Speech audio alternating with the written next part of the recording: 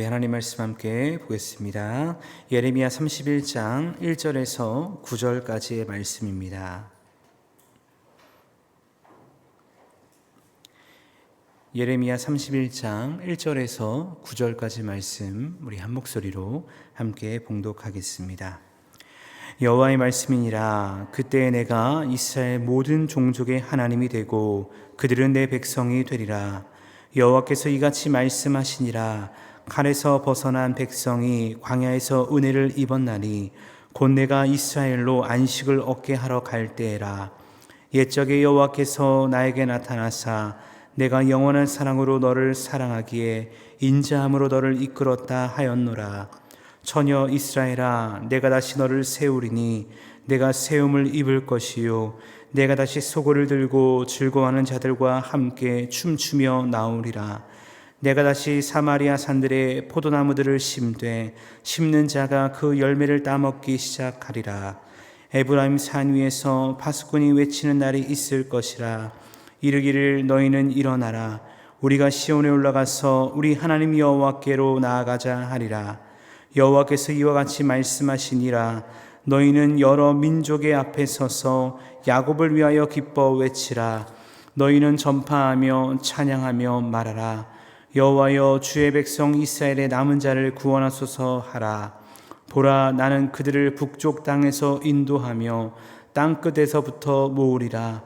그들 중에는 맹인과 다리 저는 사람과 잉태한 여인과 해산하는 여인이 함께 있으며 큰 무리를 이루어 이곳으로 돌아오리라. 그들이 울며 돌아오리니 나의 인도함을 받고 강구할 때에 내가 그들을 넘어지지 아니하고 물 있는 계곡의 고든 길로 가게 하리라. 나는 이스라엘의 아버지요 에브라임은 나의 장자니라.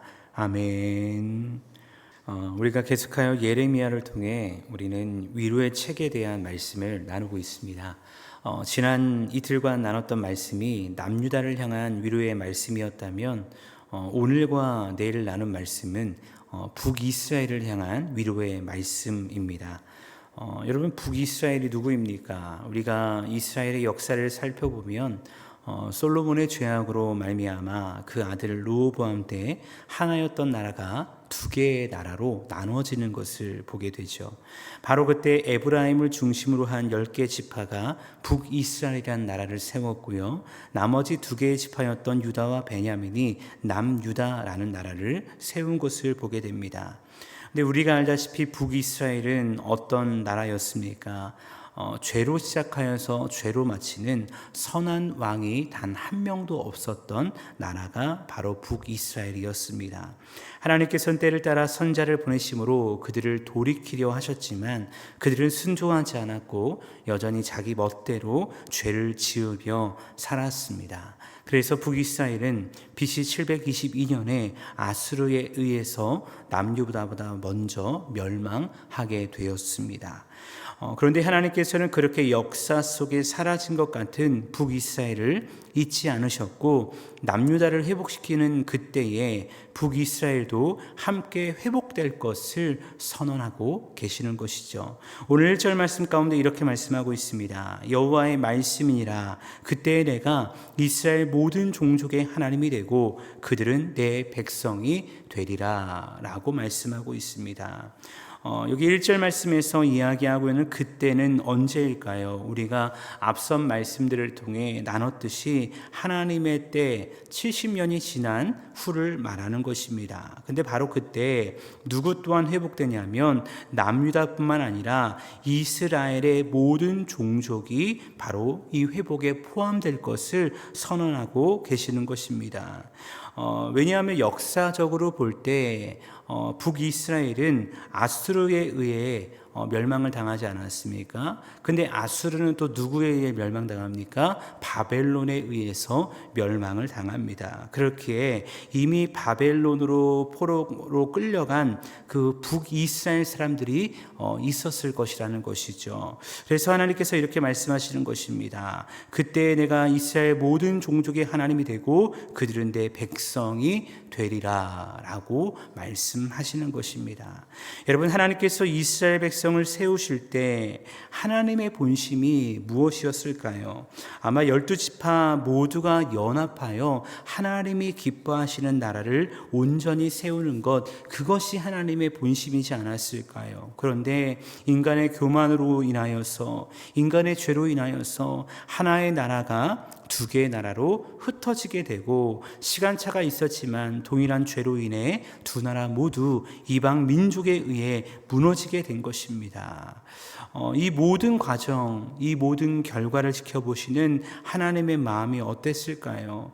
정말 아프다 못해 그 마음이 갈기갈기 찢어지는 마음이지 않았을까 생각하게 됩니다. 그런데 이렇게 흩어지고 무너진 나라, 누가 회복시키시는 겁니까? 하나님의 때에 하나님이 친히 회복시키시는 것입니다. 이어진 2절 말씀을 보면 하나님께서 그때에 이스라엘로 참된 안식을 얻게 하실 것인데, 그때에 이들을 어떻게 인도하시는지를 두 가지로 묘사하고 있음을 보게 됩니다. 첫 번째는 칸에서 벗어나게 한다라고 말씀하고 있고요. 두 번째는요, 광야에서 은혜를 입게 한다라고 말씀하고 있습니다. 먼저 칼에서 벗어난다라는 것은 무엇일까요?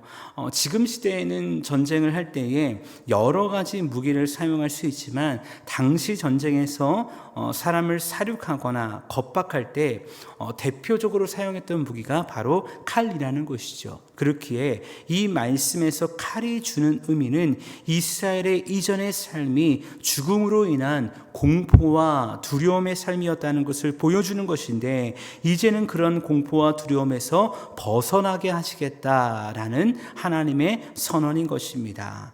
또한 두 번째로 보아야 할 것은 광야인데요. 사실 광야는 어떤 곳입니까? 우리가 알다시피 광야는요, 춥고 덥고 먹을 것도 마실 물도 많이 없는 곳입니다. 그런데 하나님께서 이스라엘로 하여금 그 광야에서 무엇을 얻게 하신다는 겁니까? 광야에서 은혜를 얻게 하신다는 것입니다. 마치 출애굽한 이스라엘 백성들이 40년이라는 시간을 광야에서 떠돌아다녔지만 때를 따라 돕는 은혜로, 일용할 양식으로 채우시는 하나님의 은혜로 살았던 것처럼, 하나님의 때가 되면 이스라엘을 그렇게 인도하시겠다라고 선언하는 것을 우리가 말씀을 통해 보게 되어진다는 것입니다.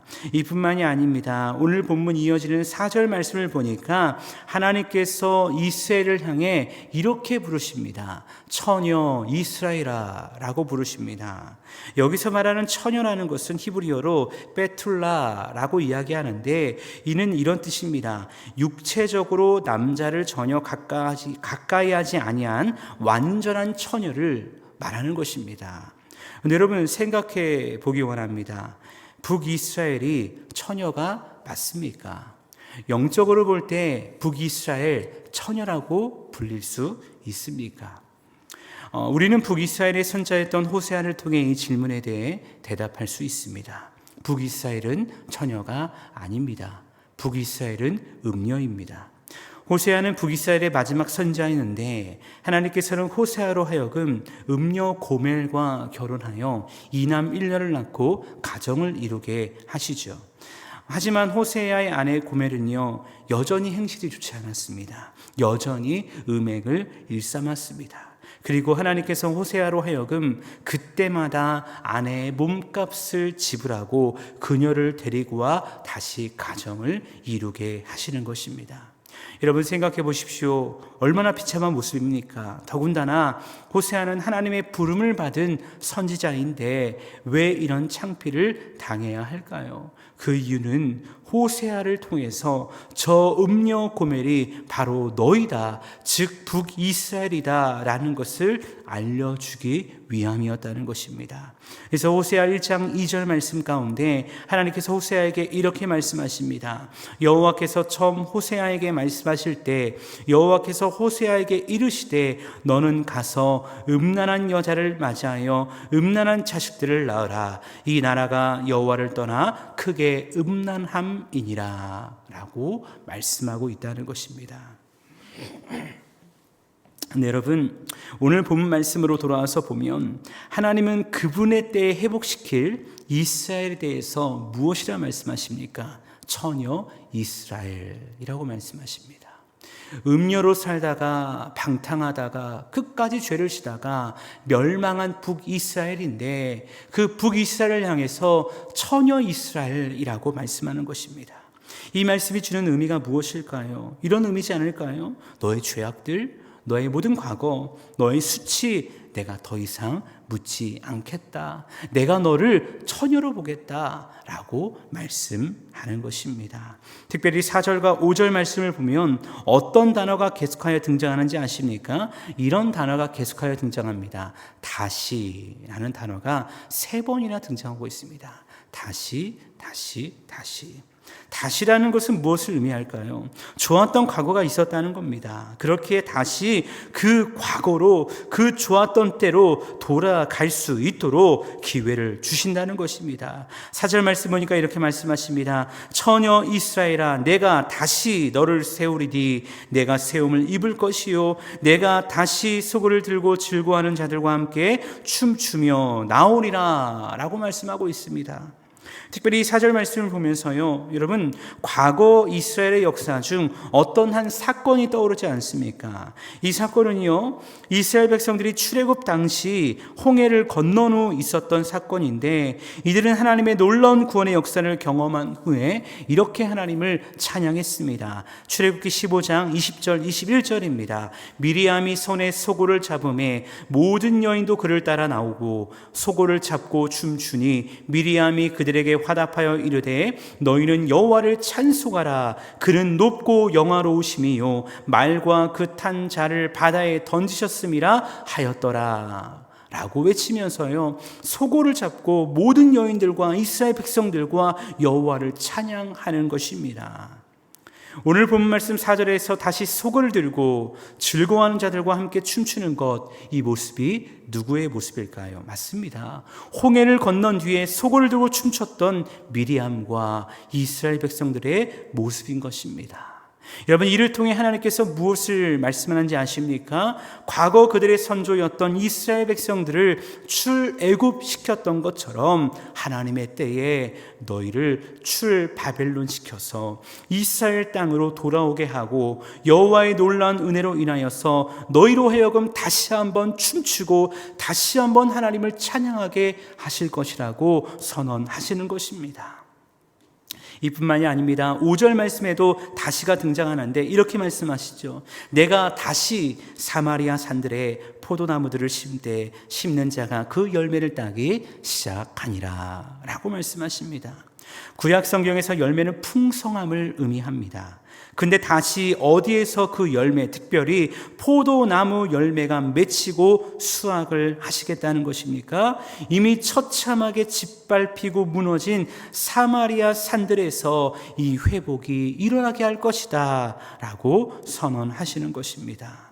결국 이 일이 이루어지도록 하나님께서는요, 흩어진 백성들을 모으실 것인데 그 말씀의 선언이 8절 말씀에 등장합니다. 보라, 나는 그들을 북쪽 땅에서 인도하며 땅 끝에서부터 모으리라. 그들 중에는 맹인과 다리 저는 사람과 잉태한 여인과 해산하는 여인이 함께 있으며 큰 무리를 이루어 이곳으로 돌아오리라. 아멘. 북이스라엘 위치에서 볼 때요, 아수르는요 북쪽에 있습니다. 바벨론도 북쪽에 있습니다. 그렇게 그들을 북쪽 땅에서 인도하여 땅 끝에서부터 모을 것이라 라고 말씀하십니다. 근데 모임받는 그들의 종류들을 보니까 어떠합니까? 맹인, 다리 저는 사람, 잉태한 여인, 해산한 여인과 같다 라고 말씀하십니다. 여러분, 이들의 공통점이 무엇입니까? 자의적으로 움직일 수 없는 연약한 사람들입니다. 근데 이들로 하여금 모이게 하시고 이들로 하여금 나오게 하신다는 것입니다. 누가 하시는 것입니까? 전능하신 하나님이 하시는 것입니다. 하나님이 하셔야 가능한 일, 하나님이 분명히 이룰 것이다. 하나님의 구원을 경험하게 할 것이다 라고 선언하시는 것이죠. 근데 오늘 말씀을 통틀어 봤을 때요, 중요한 것은 이것입니다. 그렇다면 하나님께서 이렇게까지 하시는 이유가 무엇일까? 어떤 이유가 있길래 이런 일을 하시는 것일까? 그 말씀의 정답이 바로 3절 말씀인데요. 3절 말씀 우리 같이 한번 읽어보도록 하겠습니다. 함께 읽습니다.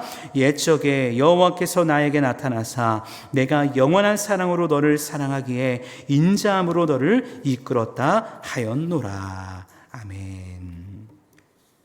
여러분, 무엇이 북이스라엘을 이 회복으로 이끌었습니까? 사람의 노력입니까?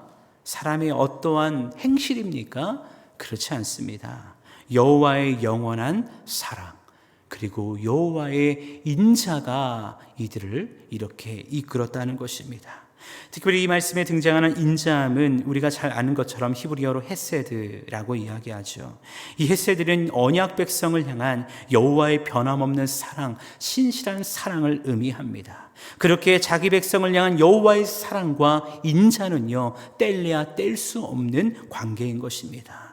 또한 이 영원한 사랑과 인자가 있었기에 오늘 본 말씀 9절 하반절에 보니까 하나님께서 이렇게 말씀하십니다. 나는 이스라엘의 아버지요 에브라임은 나의 장자니라 라고 말씀하십니다. 관계가 회복되는 겁니다. 내가 아빠다, 내가 너의 아버지다 라고 말하는 것입니다.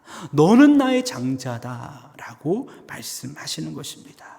여러분, 에브라임이요, 즉 북이스라엘 전체가 이런 사랑과 이런 은혜를 받을 자격이 있습니까? 사실 북이스라엘로서는요, 아무 자격도 없는 것입니다. 근데 무엇이요? 바로 여호와의 영원한 사랑과 인자하심이 이들을 이 놀라운 사랑과 은혜로 초대하고 있는 것입니다. 그리고 오늘 이 새벽 이 자리에 나와 기도하는 우리에게도요, 이 여호와의 영원한 사랑과 인자하심이 우리 모두에게, 우리의 가정 가운데, 우리 교회 가운데 부어지고 있는 줄 믿습니다. 소원하기는 이것을 우리가 확신할 수 있는 그리스도인 될 수 있기를 주님의 이름으로 축원합니다. 때로는요, 내게 주어진 상황과 환경들로 인해서 이 사랑을 의심하고 절망의 늪에 빠질 수 있습니다. 그런데 어제 말씀을 통해 잠시 나눴던 것처럼 절망과 의심의 상황이 오면 올수록 우리는 무엇을 해야 될까요? 그럴 때일수록 집중해야 되는 겁니다. 가짜 소망에 집중하는 것이 아니라 진짜 소망에 집중하는 것입니다. 하나님이 누구신지를 집중해야 되는 것입니다. 하나님은 과거 나에게 어떤 분이었는가, 하나님의 인자하심이 나에게 얼마나 풍성한 열매와 은혜를 가져다 주었는가를 집중해야 되는 것입니다. 여러분, 예레미야는요, 남유다가 무너지는 모든 것이 절망인 상황 속에서 무엇을 집중하는 줄 아십니까? 여호와의 인자하심, 여호와의 성실하심을 집중합니다. 그러니까 모든 것이 무너지는 그때에 예레미야 애가 3장 22절 23절에서 예레미야는 이런 고백을 합니다.